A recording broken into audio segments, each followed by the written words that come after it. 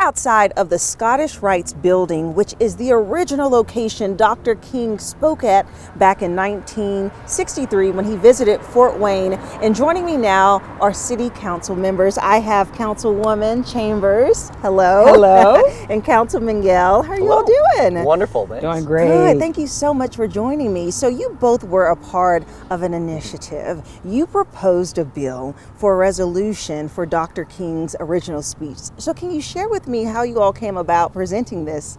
Absolutely, Councilman. Yeah, we were just talking, and almost a year ago to the date, the first month in first term in office, and he was sharing with me that his son or daughter was doing a report on MLK, Dr. Martin Luther King, and he was surprised that he could not find information on the visit. Wow, yeah, share more. Yeah, and my daughter was in first grade, 6 years old, Yes. and she came home and she said, "Daddy, I learned about Dr. King," and she said, "He helped people like you," meaning me, and that took me very much aback because I'm typically not what you think of.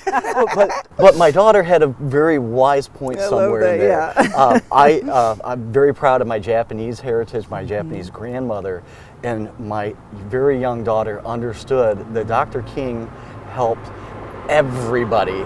Yes. And the way that my family, since my grandmother came to the United States, has been able to enjoy the reconciliation of races over the years has just been a wonderful thing. My daughter picked that up before I fully understood it, but it made me realize, wow, what an opportunity anytime we talk about Dr. King with children to make an impact. And he spoke right here, and we largely forgot it. Yeah, and when we realized that there was no written history of the full speech, we were like, we have to memorialize this. Yes, there is a bridge, absolutely. But Fort Wayne, Indiana is a part of the civil rights movement because Dr. King, he spoke here. Yes. And the night that he came here, it was anchoring. There were all nationalities in the audience, but right here on this very street, there were people with less than desirable signage, not wanting Dr. King to speak here. But that was a very anchoring moment of Fort Wayne history. And we absolutely are written in the books in the civil rights, time that was taking place at that time. So Councilman and I, we thought we have to find a way to memorialize that. And then that's how we came up with the resolution, the commission, the Arts Commission.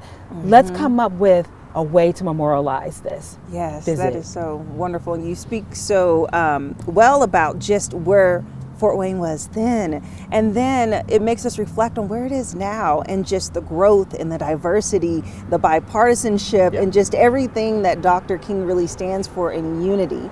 And so now this moment has commemorated grown to a point of the memorial. Yes. Being built. We were just right across the way. I point over there because, the ground is broken. Pillars of Hope. Yeah. We are very fortunate in that the executive director, Todd, forgive me for his last name is slipping me right now. Todd was able to, through various resources, put together the actual speech that Dr. King did here.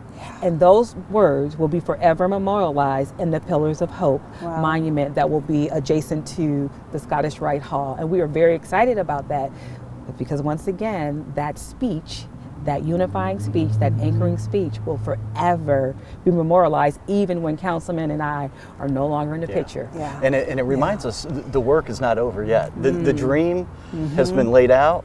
We aspire to it, but my daughter and her generation still have to be inspired by that dream and then bring it forward further still. And so by building this and making sure that the words remembered and that every child that grows up here in Fort Wayne doesn't just learn about Dr. King in an abstract sense, but learns that he came here and inspired us, we hope that continues to inspire the next generation of children here in Fort Wayne and take that dream forward. Take the dream forward. I love that. And with you both being leaders of our community, what words do you want to impart to our viewers as we just really reflect on this day of honoring Dr. King?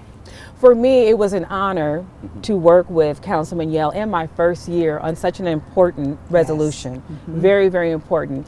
And as a councilwoman, I believe in people over politics. Yes. I believe that we work for the good of our community that voted us to serve them. And this is a perfect example that it's not about politics, it's about the people.